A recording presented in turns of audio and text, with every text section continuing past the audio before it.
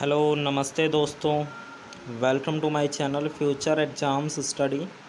और ये हमारे सामने सी टेट 2021 जनवरी में जो हमारा पेपर हुआ था प्राइमरी लेवल वाला, ये वो पेपर है। और इसमें आज हम सीडीपी से रिलेटेड 30 क्वेश्चंस देखने वाले हैं। जो हमारे 30 प्रश्न आते हैं चाइल्ड डेवलपमेंट से, वो हम प्रश्न देखने वाले हैं कि किस तरह से प्रश्न पूछे जाते हैं। जो पैटर्न है हमारा वो हम इसमें देखने वाले हैं। तो आइए सीधे चलते हैं अपने सेशन पर। पहला प्रश्न है हमारे सामने पूछा हुआ है, एक खेल क्रिया के दौरान चोट लगने पर रोहन रोने लगा। तो उसके पिता ने उससे बोला कि लड़कियों की तरह व्यवहार ना करो, लड़के रोते नहीं हैं। तो ये क्या चीज़ दर्शाता है?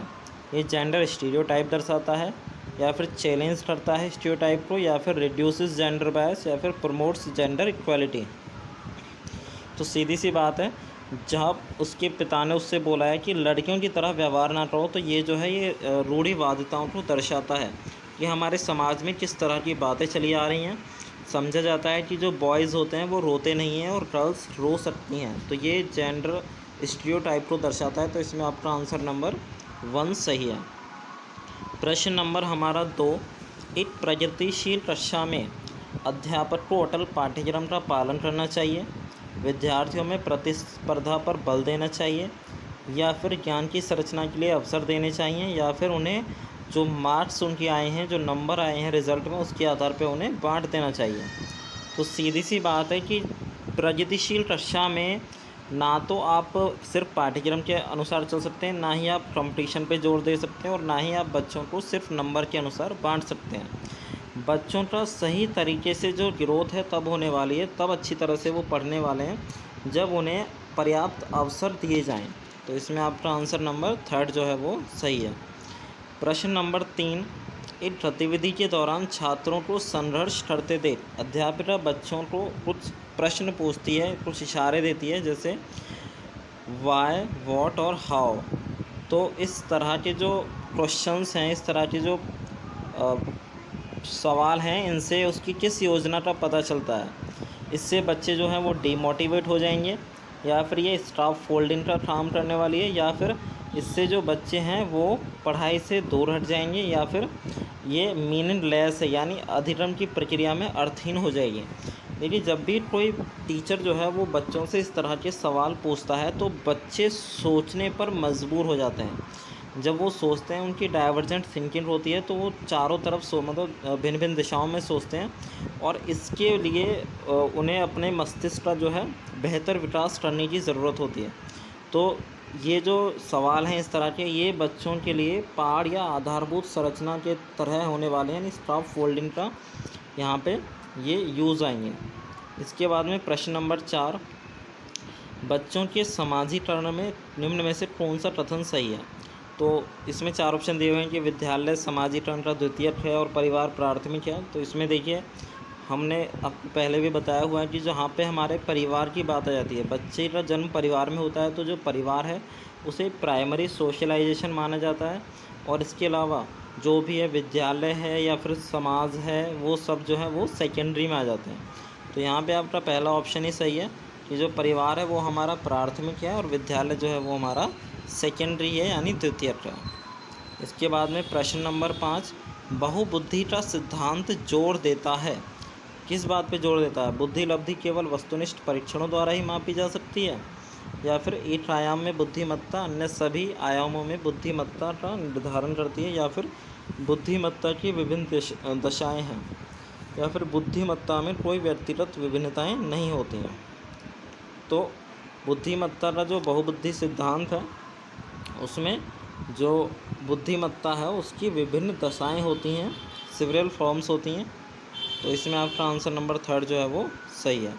इसके बाद में प्रश्न नंबर 6, लॉरेंस कोहलबर्ग के सिद्धांत के अनुसार किसी कार्य को इसलिए करना क्योंकि दूसरे इसे स्वीकृति देते हैं। तो जहाँ पे समाज किसी चीज़ के लिए अनुमति दे रहा है, तो वो किस में आ जाता है? वो कन्वेंशनल में आ जाता है, यानी जो प्रथाएं हमारी परंपराएं पूर्व से चली आ रही हैं उसमें आ जाता है। तो ना तो इसमें प्रथा पूर्व है, ना उत्तर प्रथा है, ना अमूर्त संक्रिया। तो इसमें क्या है? प्रथागत यानी कन्वेंशनल स्टेज है। इसके बाद में प्रश्न नंबर 7, लैब वायरोस्की का सामाजिक सांस्कृतिक परिप्रेक्ष्य अधिगम प्रक्रिया में डैश के महत्व पर जोर देता है। तो वायरोस की जो थ्योरी है वो है SCL यानी सोशल कल्चरल वाली जो थ्योरी है वो। तो इसमें ये सबसे ज़्यादा अपने समाज पे जोर देते हैं। तो इसमें आंसर क्या हो जाएगा हमारा, सांस्कृतिक उपकरणों यानी कल्चरल टूल्स पर ये जोर देते हैं। इसके बाद में प्रश्न नंबर 8 है, जीन पियाजे अपने संज्ञानात्मक विकास के सिद्धांत में संज्ञानात्मक संरचनाओं को डैश के रूप में वर्णित करते हैं। तो जो हमारे कॉग्निटिव स्ट्रक्चर्स होते हैं उन्हें हम क्या बोलते हैं, उन्हें हम बोलते हैं स्कीमाज। जो हमारे छोटे छोटे बंडल्स के रूप में हमारे माइंड में होते हैं उन्हें हम स्कीमाज बोलते हैं। तो इसमें आपका जो आंसर नंबर है वो 4 इसमें सही हो जाएगा, स्कीमा या मनोबंध। प्रश्न नंबर 9 है, जीन पियाजे के संज्ञानात्मक विकास के सिद्धांत में पूर्व संक्रियात्मक अवस्था में विकास का मुख्य रोल क्या होता है। तो जो हमारी प्री कन्वेंशनल स्टेज है उसमें क्या होता है, एब्स्ट्रैक्ट थिंकिंग आ जाती है, सेंट्रेशन होता है, हाइपोथेटिको डिडक्टिव थिंकिंग होती है, या फिर कंजर्व और सीरियट ऑब्जेक्ट्स। यदि जहाँ पे बच्चा छोटा है तो वहाँ पे ना ही तो उसको एब्स्ट्रैक्ट थिंकिंग आती है, एब्स्ट्रैक्ट थिंकिंग आती है आपकी 12 वर्ष के बाद में। सेंट्रेशन होता है, थॉट में सेंट्रेशन होता है, बच्चा सिर्फ एक ही तरीके से सोच सकता है, उसका जो विचार होता है वो किसी वस्तु के बारे में भिन्न भिन्न तरीके से नहीं सोच सकता। तो यहाँ पे ना ही तो आपकी हाइपोथेटिको डिडक्टिव थिंकिंग होने वाली है, और ये संरक्षण और पदार्थों ये भी बाद में आती है। तो इसमें जो आंसर है, आंसर नंबर आपका 2 सही हो जाएगा, विचार या सोच में सेंट्रेशन। प्रश्न नंबर 10, विकास के संदर्भ में निम्न में से कौन सा कथन सही है। 4 ऑप्शन है आपके सामने। विकास की दर सभी संस्कृतियों में सभी के लिए समान होती है, विद्यालय में होने से ही अधिक्रम से होता है, बाल्यावस्था के दौरान ही होता है, या फिर बहुआयामी होता है। तो बताइए कौन सा ऑप्शन इसमें सही है। देखिए जो विकास की जो दर है वो जाहिर सी बात है कि सभी संस्कृतियों में सभी के लिए समान होती है। अब ऐसा तो है नहीं कि भारत में कोई बच्चा है उसकी दर अलग है और जो अमेरिका में रहने वाले बच्चे हैं उनकी दर अलग है। यदि यहाँ पे चाइल्डहुड है बच्चे का तो वहाँ पे भी तो चाइल्डहुड ही होने वाला है। तो इसमें आपका ऑप्शन नंबर फर्स्ट सही है। इसके बाद में प्रश्न नंबर 11, जन्म से किशोर अवस्था तक बच्चों में विकास किस क्रम में होता है। सांवेदिक, मूर्त, अमूर्त। दूसरा ऑप्शन अमूर्त, सांवेदिक, मूर्त, या फिर तीसरा मूर्त, अमूर्त, सांवेदिक, या फिर चौथा है अमूर्त, मूर्त, सांवेदिक। देखिए हमने 4 स्टेज पढ़ी हैं। पहले होती है सेंसरी मोटर, फिर प्री ऑपरेशनल, फिर पोस्ट ऑपरेशनल और फिर फॉर्मल ऑपरेशनल।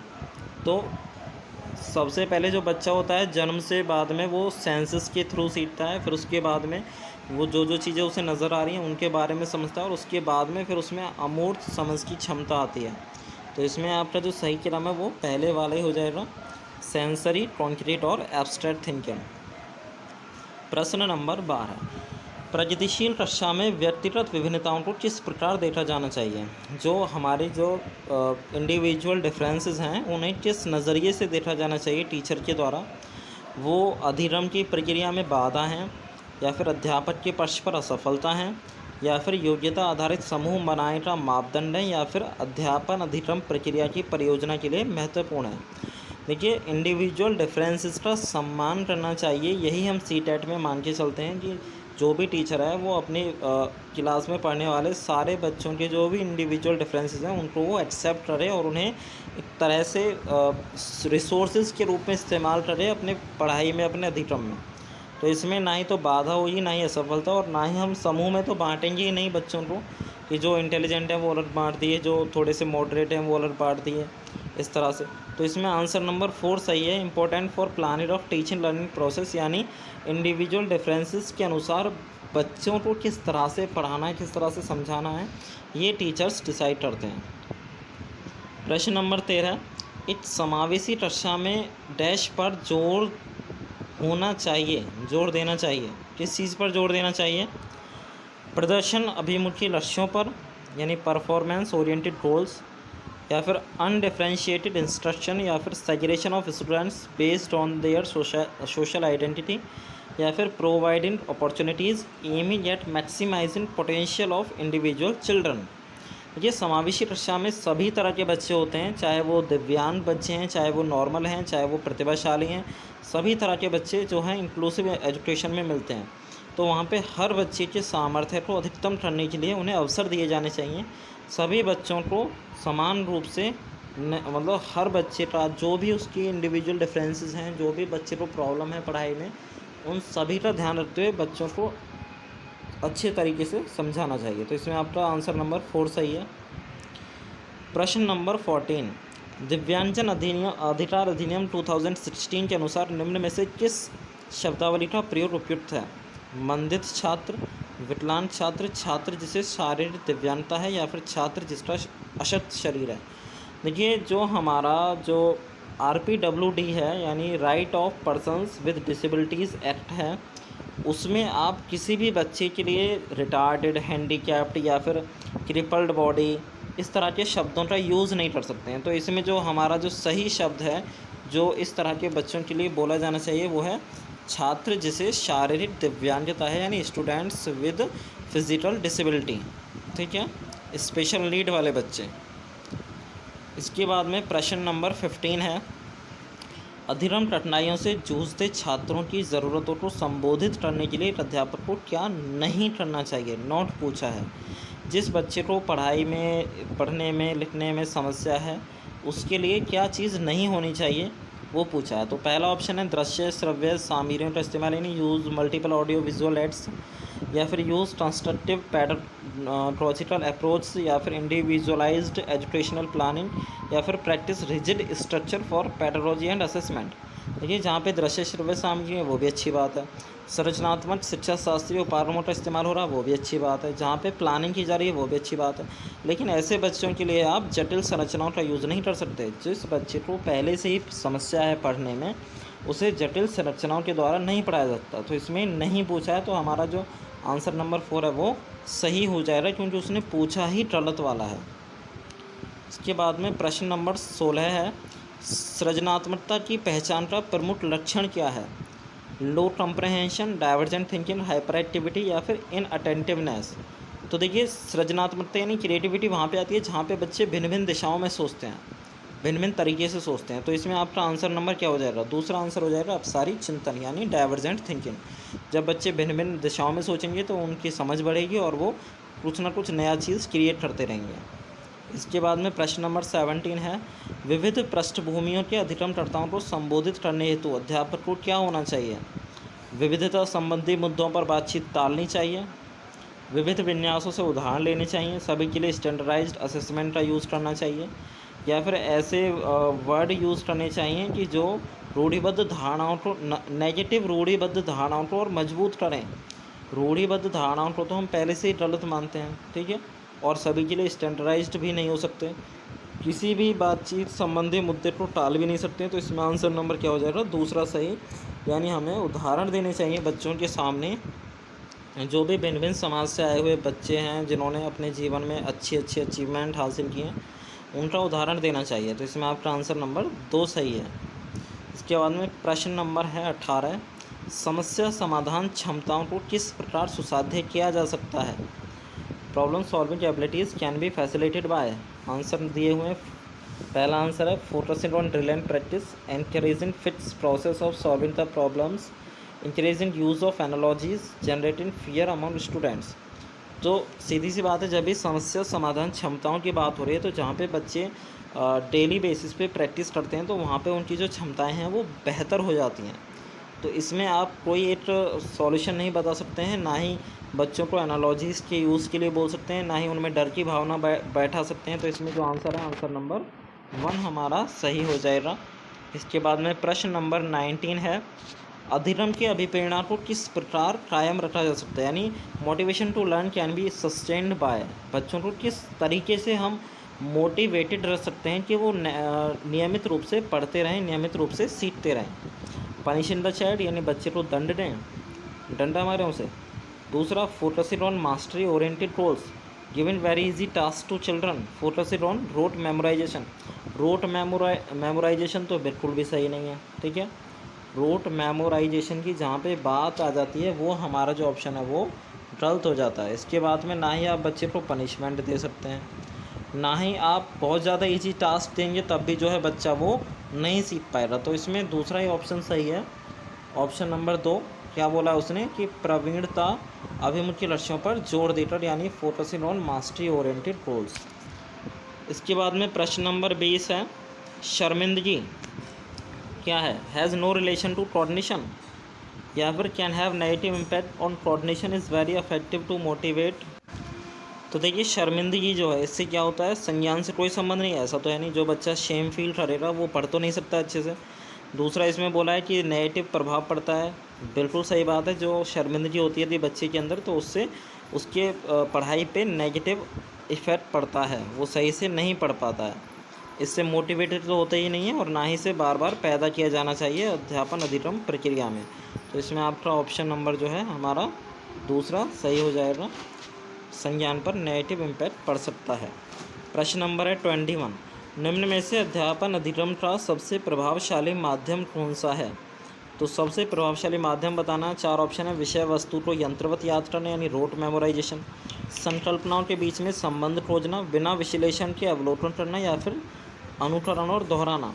तो देखिए सबसे प्रभावशाली माध्यम है, ना तो रोट मेमोराइजेशन होने वाला है, ना ही जो दोहराना है वो ज़्यादा अच्छा है, अनुकरण करना, और बिना विश्लेषण के अवलोकन तो किसी मतलब की बात नहीं है। तो इसमें आंसर नंबर हमारा 2 सही हो जाएगा, संकल्पनाओं के बीच में संबंध खोजना यानी exploration of relationships between concepts. इसके बाद में प्रश्न नंबर 22, एक अध्यापिका को दिए गए किसी कार्यकलाप में छात्रों के विभिन्न त्रुटियों का विश्लेषण करना चाहिए। किस लिए? क्योंकि इसके आधार पर वह दंड की मात्रा निर्धारित कर सकती है, किस बच्चे को कितना पीटना है, ऐसी बात है नहीं। त्रुटियों की समझ अध्यापन अधिगम प्रक्रिया के लिए अर्थपूर्ण है, बात तो सही है। तीसरा ऑप्शन, इसके आधार पर वह ज़्यादा त्रुटियां करने वाले छात्रों को दूसरे छात्रों से अलग यानी सेपरेशन, छात्रों को सेपरेशन तो हम नहीं कर सकते हैं किसी भी हालत में। और अधिगम केवल त्रुटियों के शोधन पर निर्भर है, यानी यदि आप मिस्टेक्स को सुधारते रहेंगे तभी हमारी लर्निंग होगी, ऐसी बात नहीं है। जो हमारा दूसरा वाला ऑप्शन है वो एकदम सही है कि त्रुटियों की समझ अध्यापन अधिगम प्रक्रिया के लिए महत्वपूर्ण है। जब आपको बच्चों की त्रुटियों मिस्टेक का पता रहेगा तो आप उनके लिए किसी बेहतर पद्धति के द्वारा किसी बेहतर तरीके से पढ़ा सकते हैं। इसके बाद में प्रश्न नंबर है हमारा 23, बच्चों को सीखने में कठिनाई होती है जब, पहला ऑप्शन दिया हुआ है उन्होंने, तो प्रश्न नंबर 23 है, बच्चों को सीखने में कठिनाई होती है जब सूचना जो है information is presented in disconnected chunks यानी छोटे छोटे पार्ट्स में प्रस्तुत हो, या फिर आंतरिक रूप से अभिप्रेरित हो। जब छोटे छोटे पार्ट्स में हो रही तब भी अच्छी बात है, अभिप्रेरित यानी मोटिवेशन रहेंगे तब भी अच्छी बात है, और अधिगम जो है सामाजिक संदर्भ में हो रहा तब भी अच्छी बात है। लेकिन जो चौथा आंसर है, विषय वस्तु को बहुरूपों में प्रस्तुत किया जाए, तो जब बहुत सारे रूपों में आप उसे प्रस्तुत कर देंगे तो जो बच्चा है वो कन्फ्यूज हो जाए कि इसे इस तरह से सीखना है या फिर इस तरह से सीखना है। तो इसमें आंसर नंबर 4 सही है। प्रश्न नंबर 24, अधिगम की सर्वोत्तम अवस्था कौन सी है? उच्च उत्तेजना उच्च भय, यानी बच्चे को भय होना चाहिए तब वो सीखता है, नहीं। निम्न उत्तेजना उच्च भय, यहाँ पे भी उच्च भय आ रहा है, संतुलित उत्तेजना और कोई भय नहीं। तो इसमें जो है मॉडरेट अराउजल होना चाहिए और नो फियर, यानी बच्चे को डर नहीं होना चाहिए, तभी वो बेहतर सीखता है।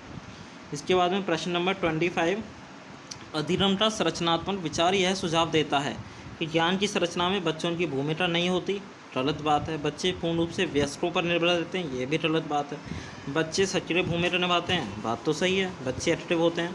बच्चे पूर्ण रूप से पाठ्य पुस्तकों पर निर्भर हैं, ऐसी बात नहीं है। तो इसमें आंसर नंबर क्या है हमारा? 3rd आंसर सही है कि बच्चे जो हैं वो ज्ञान की संरचना में सक्रिय भूमिका निभाते हैं।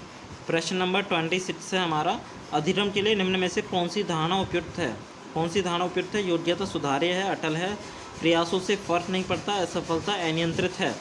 तो धारणा जो उपयुक्त है वो हमारी पहली वाली सही है। आंसर जो है कि एबिलिटी जो है वो इम्प्रूवेबल है, कि ऐसा तो है नहीं कि फिक्स है, और ना ही ऐसा है कि प्रयासों से फ़र्क नहीं पड़ता। यदि इंसान निरंतर प्रयास करता रहे तो वो एक दिन उसमें मास्टर बन जाता है, ठीक है। और असफलता अनियंत्रित है, ऐसी बात भी नहीं है भाई, असफलता को भी नियंत्रित किया जा सकता है प्रयास से। तो इसमें आपका आंसर नंबर 1 सही है। प्रश्न नंबर 27, निम्न में से कौन सी परिपाटी विद्यार्थियों में संकल्पनात्मक समझ में बढ़ोतरी करने में सहायक है? तो 4 ऑप्शन है। प्रतिस्पर्धा आधारित प्रतिस्पर्धाएं, पाठ्य पुस्तक केंद्रीय शिक्षा शास्त्र, बारंबार परीक्षाएं, अन्वेषण और संवाद। ना ही तो कंपटीशन अच्छी बात है और ना ही जो पढ़ाई है वो पाठ्य पुस्तक केंद्रित होनी चाहिए, और ना ही ज़्यादा बार परीक्षाएं लेने से बच्चों की समझ बढ़ेगी, बल्कि इंक्वायरी और संवाद से, यानी परस्पर डिस्कशन हो उनके बीच में, तब उनकी समझ बढ़ती है अन्वेषण से। इसके बाद में प्रश्न नंबर है 28। इस ठारे के दौरान सायना स्वयं से बात कर रही है कि वह ठारे पर किस तरह से प्रगति कर सकती है। तो लेव वायरोस्की के भाषा और चिंतन सोच के बारे में दिए गए विचारों के अनुसार इस तरह का व्यक्तिगत वाद जो प्राइवेट स्पीच है उसे क्या बोलते हैं। सीधी सी बात है, उन्होंने बोला है कि सेल्फ रेगुलेशन, कि बच्चा जो है इस तरह से बोल बोल के अपने आप को ही निर्देश देता है कि उसे क्या चीज़ करनी है। तो इसमें आंसर हो जाएगा स्वनियमन, फैक्चुअल क्वेश्चन है, ठीक है। इसके बाद में प्रश्न नंबर 29। मूल्यांकन पद्धतियों का लक्ष्य होना चाहिए, क्या होना चाहिए? लेबलिंग ऑफ स्टूडेंट, स्टूडेंट के ऊपर लेबल लगा दो, ये अच्छा पढ़ता है, ये नहीं पढ़ता है, इस तरह से पढ़ता है। सेग्रेगेशन नहीं। Identity find students need and requirements, हाँ बात तो सही है, पहला भी सही नहीं है, दूसरा भी सही नहीं है, तीसरा सही है। और चौथा आंसर उन्होंने दिया identification of high achievers for prize distribution, यानी प्राइज बांट तो इसके आधार पर नहीं। आंसर नंबर हमारा तीसरा सही है, विद्यार्थियों की ज़रूरतों एवं आवश्यकताओं की पहचान करना, ठीक है। इसके बाद में जो है प्रश्न नंबर 30, लास्ट प्रश्न है ये आपका। 30 प्रश्न ही आते हैं हमारे पेपर में। बच्चों के विकास की व्यक्तिगत विभिन्नताओं को किस पर प्रतिरोपित किया जा सकता है? हेरिडिटी ओनली, यानी सिर्फ आनुवंशिकता, सिर्फ पर्यावरण पे, ना ही आनुवंशिकता और ना ही पर्यावरण, या फिर दोनों के इंटरप्ले पे। तो देखिए आनुवंशिकता भी सही, सिर्फ आ रहा है ना, ओनली आ रहा है, तो इसलिए सही नहीं है। और एनवायरनमेंट ओनली, ये भी सही नहीं है। नाइदर हेरिडिटी नॉर एनवायरनमेंट, ऐसा तो हो ही नहीं सकता। तो आंसर नंबर हमारा जो 4 है वो सही है। आंसर यानी आनुवंशिकता एवं पर्यावरण की पारस्परिकता पर जो है बच्चे का जो समझ होती है वो निर्भर होती है। तो कैसा लगा आपको सेशन, कमेंट बॉक्स में ज़रूर बताना। और इसके अलावा हम आपके लिए डेली बेसिस पे सीटेट से संबंधित इसी तरह का सिलेबस लेके आ रहे हैं, और आप अपनी तैयारी को अभी से मजबूत कीजिए, जिससे कि दिसंबर जनवरी के टाइम पे आपको ज़्यादा प्रेशर ना लेना पड़े और आप आराम से अपना जो सीटेट है उसे आप आराम से क्वालिफाई कर सकते हैं। तो यदि आपको वीडियो पसंद आया हो, सेशन पसंद आया हो, तो लाइक कीजिए, अपने सभी दोस्तों में इसे शेयर कीजिए और हमें सपोर्ट दीजिए थोड़ा सा। Thank you for watching my channel, thank you for watching my session. जय हिंद।